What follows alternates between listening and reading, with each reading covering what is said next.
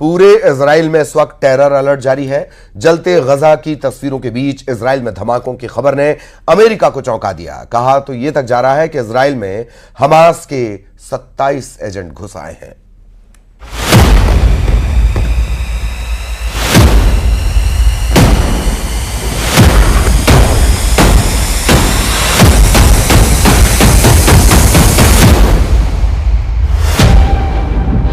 Israel की राजधानी तेल अवीव में फटा बम।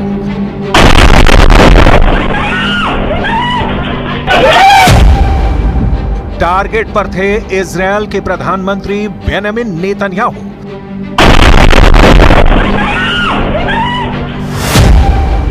रक्षा मंत्री योव गैलेंट को उड़ाने की थी तैयारी।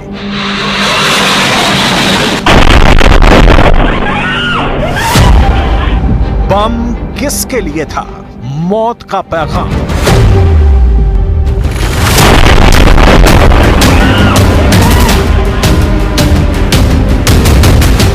जिनके घर शीशे के बने होते हैं वो दूसरों के घर पर पत्थर नहीं मारते। इजराइल की राजधानी तेल अवीव में फटे बम की कहानी नेतन्याहू को यही लाउड एंड क्लियर मैसेज दे रही है। ועוד לא יודעים, תכף אנחנו כרגע בודקים את הדברים, ונכון לעכשיו אני יכול לומר שזה יכול להיות פח"ע וגם יכול להיות פלילי. כיוון הפח"ע מאוד רציני. तेल अवीव में बम टारगेट पर पहुंचने से पहले ही फट गया, जिसमें उसी शख्स की मौत हो गई जो बम को ले जा रहा था। सवाल यह है कि यह बम किसकी जान लेने के लिए ले जाया जा रहा था? बम का टारगेट कौन था? क्या यह बम हमास प्लांट करने की कोशिश में था या इजराइल के भीतर ही बैठा कोई दुश्मन बम प्लांट करने की फिराक में था? इसकी डिटेल अभी तक तेल अवीव की पुलिस जुटाने में जुटी है। लेकिन यह बहुत गौर करने वाली बात है कि यह पहली बार नहीं हुआ है जब तेल अवीव में इस तरह की कोई घटना हुई है। गाजा में खून खराबे के बीच ऐसा कई बार हुआ जब तेल अवीव भी दहला, कभी लेबनान के हिजबुल्लाह के रॉकेट से, कभी चाकूबाजी से, कि कभी मिसाइल अटैक के पहले के सारन से। इजराइल वॉर मोड में है, लेकिन खुद इजराइल के खिलाफ हमले नहीं रुक रहे। इस बीच इजराइल ने गाजा में ताजा हमले किए हैं। इन हमलों में 29 फिलिस्तीनियों की मौत हो गई है। गाजा पर ताजा अटैक उस वक्त हुआ है जब अमेरिका के विदेश मंत्री एंटनी ब्लिंकन इजराइल में थे। शांति प्रस्ताव पर बातचीत के लिए इजराइल बातचीत के लिए कितना तत्पर है, कितना उत्सुक है, गाजा पर हुए हमले उसकी वानगी है। गाजा के स्वास्थ्य अधिकारियों के मुताबिक सेंट्रल सिटी दीर अल बला में एक घर पर इजरायली हवाई हमले में बच्चे और उनकी मां की मौत हो गई। मरने वालों में एक ही परिवार के 8 लोग शामिल हैं। हमले में एक महिला और उसके 6 बच्चों की मौत हुई है। इजरायली सेना ने कहा कि उसने दक्षिण शहर खान यूनिस से इजराइल पर हमला करने के लिए इस्तेमाल किए गए रॉकेट लॉन्चरों को नष्ट कर दिया, जो हाल के हफ्तों में तीव्र लड़ाई की जगह थी। गाजा में युद्ध और शांति साथ साथ। गाजा चल रहा है, अभी से नहीं, पिछले साल अक्टूबर से ही। नेतन्याहू चला रहे हैं शांति प्रस्तावों, बैठकों और युद्ध विरामों की कोशिशों के बीच। अमेरिका के विदेश मंत्री एंटनी ब्लिंकन युद्ध छिड़ने के बाद 10वीं बार इजराइल पहुंचे शांति प्रस्ताव में जान फूंकने के लिए। इससे पहले ब्रिटेन के विदेश मंत्री और फ्रांस के विदेश मंत्री भी तेल अवीव में थे। मकसद वही इजराइल और हमास के बीच शांति स्थापित हो सके। एंटनी ब्लिंकन ने क्या कहा, सुन, उसके बाद दिखाएंगे शांति समझौतों की कोशिशों के बीच। मिडिल ईस्ट के दरवाजे पर जंग की Dastak. This is a decisive moment, probably the best, maybe the last opportunity to get the hostages home, to get a ceasefire, and to put everyone on a better path to enduring peace and security.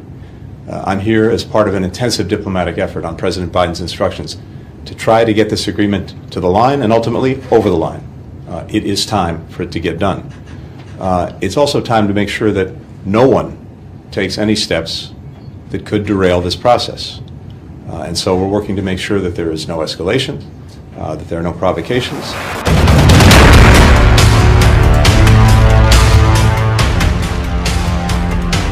बताया जा रहा है कि Israel के प्रधानमंत्री Netanyahu और अमेरिकी विदेश मंत्री एंटनी ब्लिंकन गाजा के साथ एक समझौते पर मुहर लगाने के लिए नए सिरे से बातचीत करेंगे। इजरायल के बाद ब्लिंकन मंगलवार को मिस्र के काहिरा की यात्रा करने वाले हैं, जहां आने वाले दिनों में युद्ध विराम वार्ता फिर से शुरू होगी।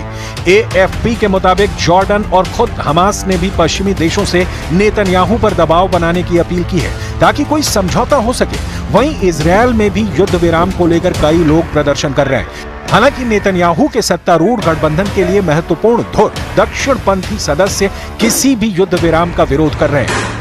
पश्चिमी देशों के बढ़ते दबाव और ब्लिंकन के इजरायल में लैंड होने के समय कैबिनेट बैठक में हमास प्रमुख का जिक्र करते हुए नेतन्याहू ने जो कहा, उसे बहुत ध्यान से सुनने की जरूरत है।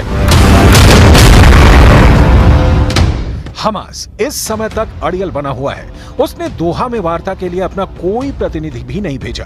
इसलिए दबाव हमास और याह्या सिनवार पर होना चाहिए, न कि इजरायली सरकार पर। इससे पहले मई के अंत में अमेरिकी राष्ट्रपति जो बाइडेन ने एक फ्रेमवर्क तैयार किया था और कहा था कि यह इजरायल की ओर से आगे बढ़ाया गया है। संयुक्त राष्ट्र सुरक्षा परिषद ने बाद में इस प्रस्ताव का समर्थन किया। प्रस्ताव के तहत शुरुआती 6 हफ्तों के लिए लड़ाई रुक जाएगी। इजरायली जेलों में बंद फिलिस्तीनी कैदियों के बदले इजरायली बंधकों की लेन देन होगी और मानवीय सहायता गाजा पट्टी में पहुंचाई जाएगी।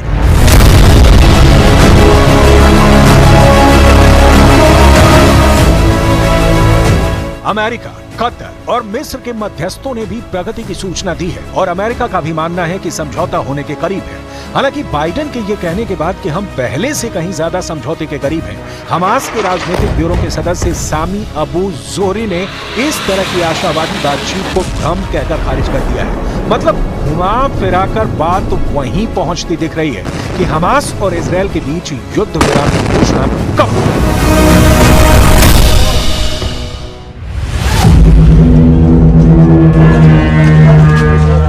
हमास इजरायल युद्ध में अब तक 40,000 से ज्यादा लोग मारे जा चुके हैं।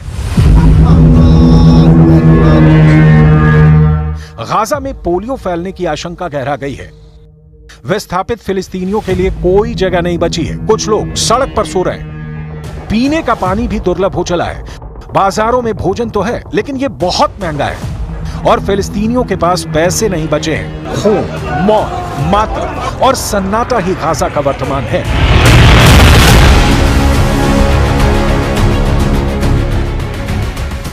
नवंबर 2023 को हमास और इजरायल के बीच 4 दिनों का संघर्ष विराम हुआ था। इस दौरान करीब 50 इजरायली बंधक और 150 फिलिस्तीनी कैदियों की रिहाई हुई थी। इसके बाद से सीज फायर डील पर सहमति की कोशिश की जा रही है, लेकिन अब तक कोई सकारात्मक परिणाम सामने नहीं आया है। इजरायली डिफेंस फोर्स दम भर फिलिस्तीनियों को मौत के घाट उतार रही है।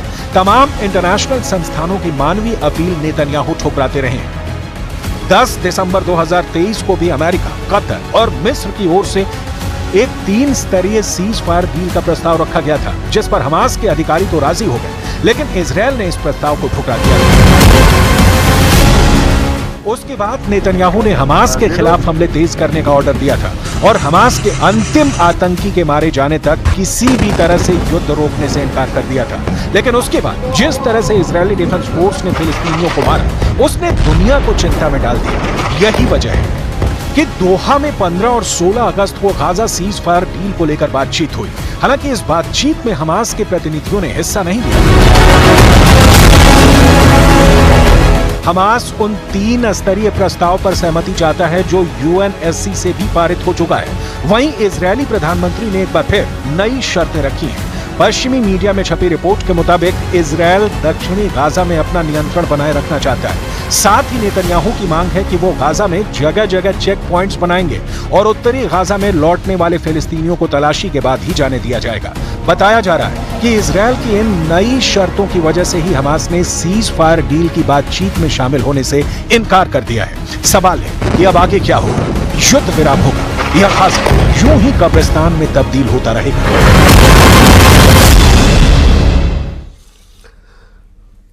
और ऐसा लगता है कि दुनिया पर तीसरे खाड़ी युद्ध का खतरा मंडराने लगा है। ऐसा इसलिए क्योंकि अमेरिका ने अपना 30% वॉरशिप इस वक्त पश्चिम एशिया के आसपास तैनात कर दिया है। ये ऐसे बैटल ग्रुप हैं जिनके पास परमाणु हथियार तक हैं।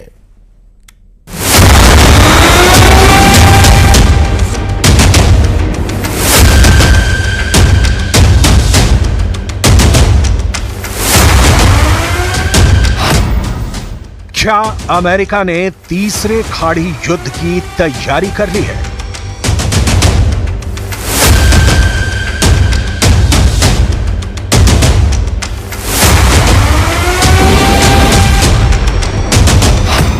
अमेरिका ने अपनी 30% नौसेना इजरायल को बचाने के लिए उतार दी है, या अमेरिका ने अपनी 1/3 नेवी ईरान को मिटाने के लिए तैनात कर दी? यूएस के रेडार पर सिर्फ ईरान नहीं, लेबनान भी है, सीरिया भी है, यमन भी है और गाजा भी।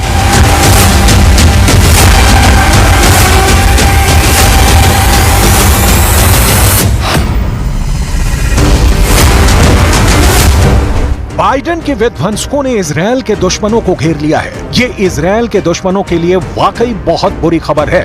30% नौसेना तैनात करने का मतलब है कि दुनिया के 3 समंदरों पर इस वक्त बाइडेन का कब्जा हो चुका है।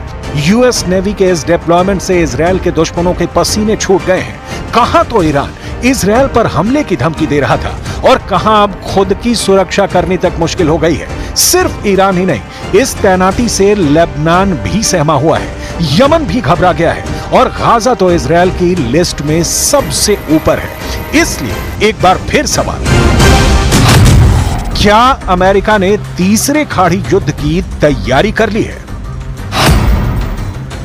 अमेरिका ने पहला खाड़ी युद्ध 1990 में लड़ा। तब अमेरिका के राष्ट्रपति थे जॉर्ज डब्ल्यू बुश सीनियर और निशाने पर थे इराक के राष्ट्रपति सद्दाम हुसैन। दूसरा खाड़ी युद्ध 2003 में हुआ। तब अमेरिका के राष्ट्रपति थे जॉर्ज डब्ल्यू बुश जूनियर और इस बार भी अमेरिका के दुश्मन थे इराक के राष्ट्रपति सद्दाम हुसैन। 2024 में तीसरे खाड़ी युद्ध की घंटी बज रही है। इस बार राष्ट्रपति जो बाइडेन क्या ईरान को मिटाने की तरफ बढ़ चुके हैं? अमेरिका ने अपने पूरे जंगी बेड़े का 1/3 हिस्सा इजरायल की सुरक्षा के लिए तैनात कर दिया है। इसमें ऐसे जहाज हैं जो परमाणु हथियारों से लैस हैं,